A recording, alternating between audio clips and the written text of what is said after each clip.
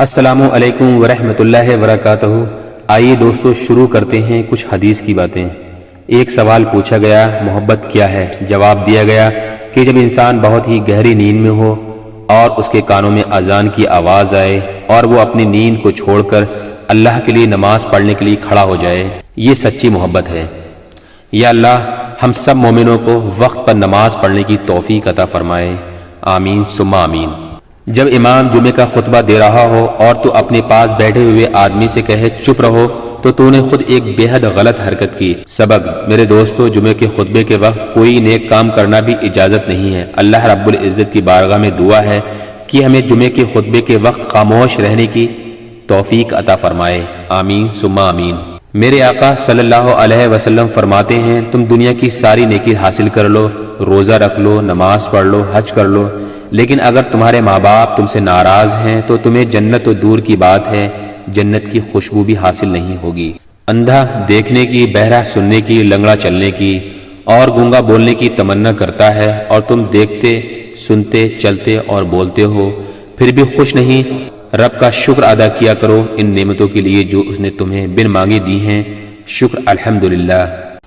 اللہ سے مانگو، نہ ملے پھر مانگو، نہ ملے رو کر مانگو، پر مانگتے رہو، وہ دے گا، وہی دے گا، کیونکہ صرف وہی دینے والا ہے۔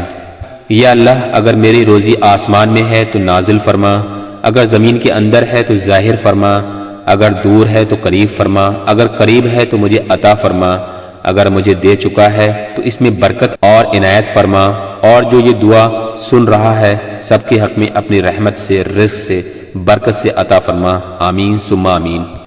اللہ آپ کو حضرت علی کی ہمت، حضرت عمر کی طاقت، حضرت عثمان کی دولت، حضرت ابو بکر کی صداقت، حضرت سلیمان کی سلطنت، حضرت یوسف کی خوبصورتی، حضرت بلال کی آواز اور حضرت محمد صلی اللہ علیہ وسلم کی چاہت نصیب عطا فرمائے، آمین۔ جمعے کی فضیلت: اللہ کے رسول صلی اللہ علیہ وسلم نے فرمایا، جو بھی جمعے کا غسل کرتا ہے اور گھر سے جلدی نکلتا ہے اور امام کے قریب آ کر بیٹھتا ہے اور چپ چاپ رہتا ہے تو ہر قدم پر اسے 1 سال کے روزے رکھنے کی اور 1 سال تراویح پڑھنے کا ثواب ملے گا۔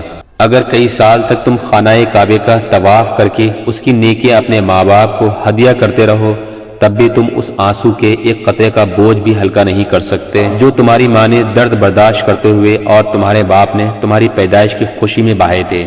اللہ رب العزت کی بارگاہ میں دعا ہے وہ ہمیں اپنے ماں باپ کی فرما برداری کرنے، ان کی تمیز کرنے اور ان کی خوب خدمت کرنے کی توفیق عطا فرمائے، آمین ثم آمین۔ دنیا میں آنے کا مطلب صرف دولت اور شہرت اور نام کمانا ہی نہیں ہے، بلکہ آخرت کی تیاری کرنا ہے اور اللہ کو راضی کرنا بھی ہے۔ یا اللہ مجھے اور سننے والوں کا ہر گناہ معاف فرما، آئندہ گناہوں کے راستے سے ہمیں بچا۔